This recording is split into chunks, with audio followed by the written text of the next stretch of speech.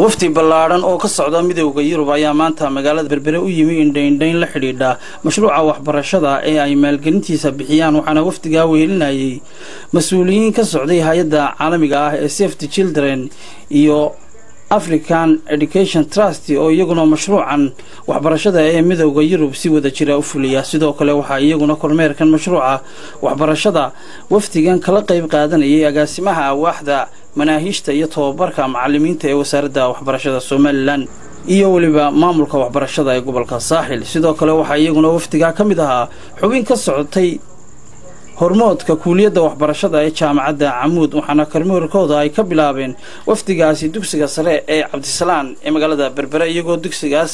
maamulkiisa iyo macallimiintiisa xogwareysi la xiriira waxbarashada la yeeshay ardayda qaar koodna waxbarashadooda iyo baahiyahooda wax ka weydiiyay kadibna waxa ay wafdigu kormeer ku tageen dugsiyada sare ee degmada Sheekh halkaas oo ay iyana si weyn u indhayndeeyeen aqoonta ardayda iyo macallimiinta wuxuu dhigtay iyaga oo si fiican uga mabsuuday wafdigu hablo macallimiin ka ah dugsiyada sare ee degmada Sheekh and three main motives they are finding out the variable and second one multiplication of cross terms to multiply by cross multiplication by calculating the value of the letters of the letters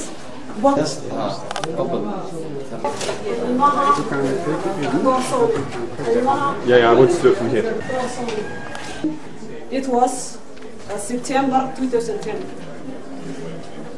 and now I joined the subject. I choose it. And how many of you have been trained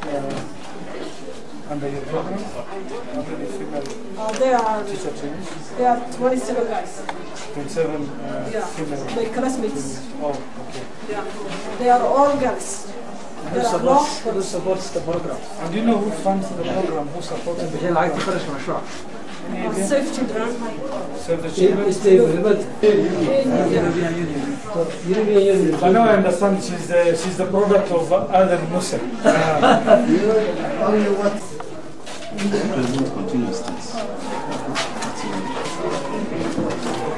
Okay, you know, for that day, we learn simple present. Simple present is used for to express an action that's happening now. Just what we can what am I doing now? Just I am speaking. One halaya is a present continuous tense. Anyway, what I'm writing. waxaana wafdiga iyo socdaalkooda si wada jira uga warbixiyay Axmed Abakar oo ah ku-xigeenka madaxa mashruuca tababarka macallimiinta isla markaana sarkaal sare oo hay'adda Save the Children ka tirsan iyo agaasimaha waaxda tababarka iyo macallimiinta manaahijta Ilaahi Yasir wafdigan la soconay midowga Yurub runtii wafdi aad u ballaaran ahaa ujeedadiisu waxay ahayd kormeer inay ku sameeyaan mashaariicdii laga hirgeliyay waddanka Soomaaliland dhowrkii sano u dambeeyay ee midowga Yurub oo maalgelinayay gaar ahaan qaybta waxbarashada markaas halka safarkii markaan soo bilownay waxaan soo marnay iskuulkii Cabdisalaan ee dugsiga sare Berbera markaas oo kormeer lagu soo sameeyay markaa qaabka macallimiinta iyo wax dhigista iyo dhismayaashii ay midowga Yurub maalgeliyeen waxaan kaloo soo marnay markaa dugsiyada iskuulka Sheekh waan soo eegnay markaa macallimiintii lagu tababaray dugsiga SOS ee mashruuca Scott BS isla markaa iyagoo tababar macallimiin ku jiray qaabka xudhigeena aad arkayseen kale midowga Yurub waa deeq bixiyaasha ugu waaweyn يعني كوغو لعقت بدل مالقش كوغو بدن جلية سومالان بكميدي هاي تاسا كيتي مركا مانتيني سو كورميران سي مستقبل كنا يالله مركا سومالان كقبان دونان وقيميان وحي هوري وسو قبتينا سيدي ودعينا وقيميان وسيردح برشاد سومالان ونتي قعوين كجيستي مركا إني سوتشي دايتا مركا ديق بحيال فربادنا سيدي يودا إسلام مركا أنا تابع جلسي إن مشاريع وحبرشادة هذا Save the Children ay TV kamidii wadaan ay si habsami loo dhacaan ee runtiina amaan mudan wafdigan ballaaran ee ka socday iyuuda oo wasaaradda waxbarashadana ay tahay madaxdeeda sare iyo waaxyaheedaba la yeeshay moogtahay shir arrimaha waxbarashada lagu falanqaynayo ayaa maanta u soo baxay sheekh si ay u arkaan hablaha macallimiinta ah ee ku jira dugsigan sare ee SOS waxbarashada macallinnimada ee labada sano qaata si ay u soo arkaan waxay soo arkeen hablahaasoo wax dhigaya oo ku jira fasalada ardayda dugsiyada degmada Sheekh oo runtii aad iyo aad nolol cusub u geliyay waxbarashada degmada Sheekh filaynana mustaqbalka inay wax weyn ka qaadan qayb weyn ka qaadan doonaan waxbarashada dalka hablahan waxay ka kala yimaadeen halkan iminka tijaabada macallinimada ku jiray gobolada bariga ayay ka kala yimaadeen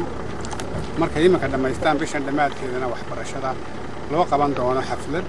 halkan Sheekh loogu qaban doono qalinjabintooda kadibna ay ku noqon doonaan goboladii ay ka yimaadeen marka ujeedada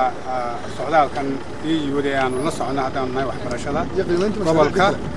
iyo degmada Sheekh iyo xarunta dhexe baan ku socono waxa ay ku saabsanay arrinta labaadna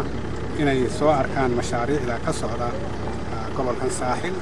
hore waxaan u soo maray dugsiga sare ee Cabdisalaan halkaasoo ardayda iyo macallimiinta iyo maamulkuba ay sida dugsigu u socdo iyo baahidiisa wax badan uga sheegeen waxaanu ku soo dambeeyay iskuulkan Taranova oo ah dugsi ay ku tababartaan dhalinyaro ka kala timaada geeska Afrika loogu talagalay inay xanaanada daryeelka xanaanada xoolaha ee geeska Afrika qayb weyn ka qaataan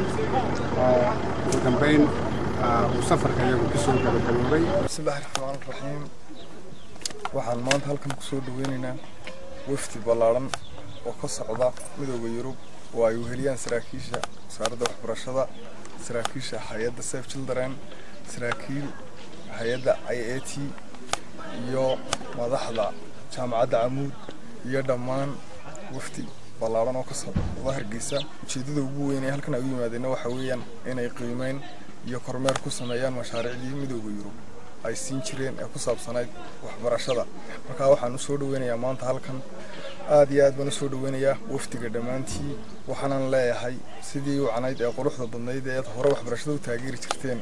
haddana noogu sii kordhiya xilligan iyo wixii ka dambeeya waayo baahidii waxbarashada marba ka dambaysa way sii kordhaysaa tayada waxbarashada si kor loogu qaado aan gacmaha wada qabanno leenahay waxaan imika ku soo dhaweynayaa Maxamed Jaamac oo ka socda xarunta wasaaradda waxbarashada aad iyo aad baad mahadsantahay